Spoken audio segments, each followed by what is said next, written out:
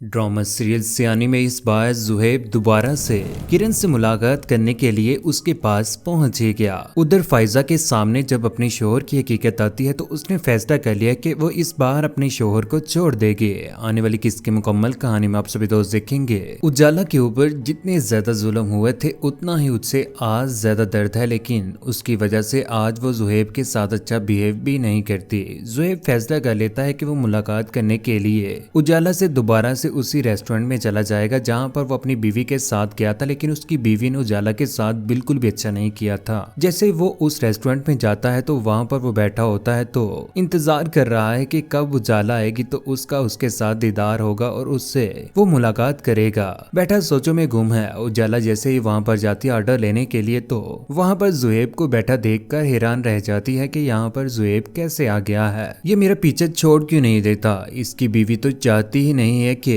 मैं इसकी तरफ भी देखूं। उजाला को कहता है कि मैं सिर्फ और सिर्फ यहाँ पर तुमसे एक मशवरा और तुम्हें एक अच्छी बात कहने के लिए आया हूँ। ये जो कुछ भी तुम कर रही हो, तुम एक पढ़ी लिखी लड़की हो, ये तुम्हें सूट नहीं करता। बेहतर होगा कि तुम यहाँ पर जॉब ना करो। मैं तुम्हारे साथ बहुत ज्यादा मोहब्बत करता हूँ। आप इस तरह की बातें करते हुए अच्छे नहीं लगते, वो भी मेरे बारे में। बेहतर होगा कि आप मुझसे दूर ही रहें। अगर आपको मेरे ऊपर ज्यादा तरस आ रहा है ना और इतनी चाहत है ना तो जितनी जल्दी हो सके अपनी पूरी फैमिली के साथ मेरी जिंदगी से निकल जाओ। मैं नहीं चाहती कि मैं तुम्हारा चेहरा भी देखूं, क्योंकि जितनी नफरत मुझे अब तुम्हारे खानदान और तुम्हारी बीवी से हो चुकी है ना वो तो कभी मैंने सोचा भी नहीं था। मेरा कसूर क्या है, मेरे साथ तुम ऐसा बिहेव क्यों कर रहे हो उजाला।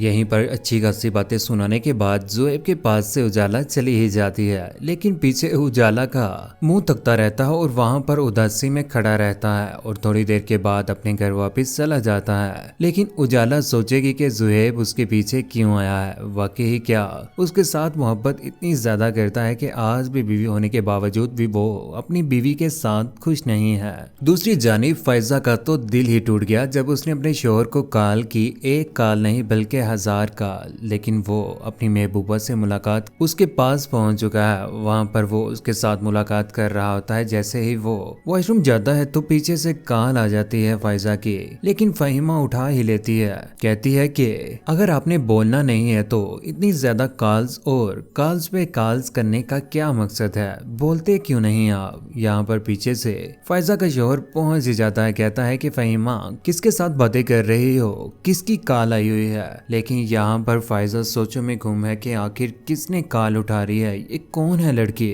पता नहीं कौन है, कोई बोल ही नहीं रहा। डार्लिंग, ये बात जैसे ही फाइजा सुनती है तो उसकी आंखें खुली की खुली रह जाती हैं, क्योंकि उसने तो कभी सोचा भी नहीं था कि उसका शोहर इस हद तक गिर सकता है। आंखों में आंसू लिए हुए परेशान हो जाती है, रोना शुरू कर देती है, यहाँ तक कि उसके पेरेंट्स भी उसके पास आकर उससे पूछेंगे, लेकिन क्या बताएगी वो इस बार अपने शोहर के बारे में। उधर कामरान हर मुमकिन कोशिश कर रहा है कि उसके हाथ नवीन आ जाए, लेकिन नवीन शरीफ लड़की जिसने कभी सोचा भी नहीं था कि वो इसी लड़के के साथ बात करेगी, अपने बाबा की किसी भी परमिशन के बगैर कोई भी ऐसा काम नहीं करेगी। लेकिन वो कॉल पे कॉल कर रहा है। जैसे ही वो कॉल के ऊपर बात कर रही होती है कहती है कि मैं आपको जानती नहीं हूँ, क्यों मुझे बार बार आप तंग कर रहे हैं, आपके कॉल करने से मैं डिस्टर्ब हो रही हूँ, क्या आपको मुझे तंग करके खुशी मिलती है, ऐसा आप ना करें, आपके हाथ कुछ भी नहीं आएगा, कुछ भी आपको हासिल नहीं होगा इन कॉल्स करने का, कोई मकसद हो तो फिर है ना,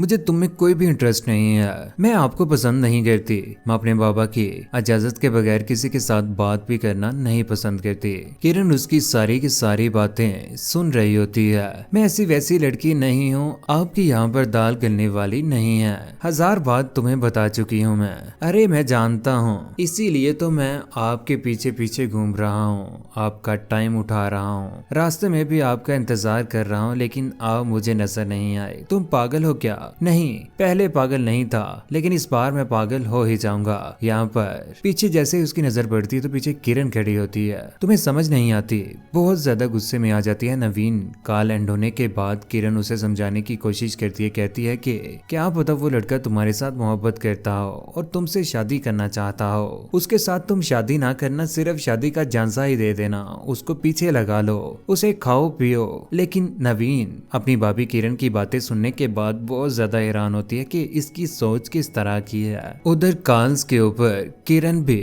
आखिरकार कामरान के साथ बात कर रही है, उसे समझाती है कि ये लड़की तुम्हारे लिए बहुत बेहतर है, जितनी जल्दी हो सके उसे हासिल कर लो। कामरान बार बार तंग कर रहा है किरण को, लेकिन किरण को भी परेशानी है कि कहीं वो फंस ना जाए, हकीकत सामने ना आ जाए जरबाब के उसके।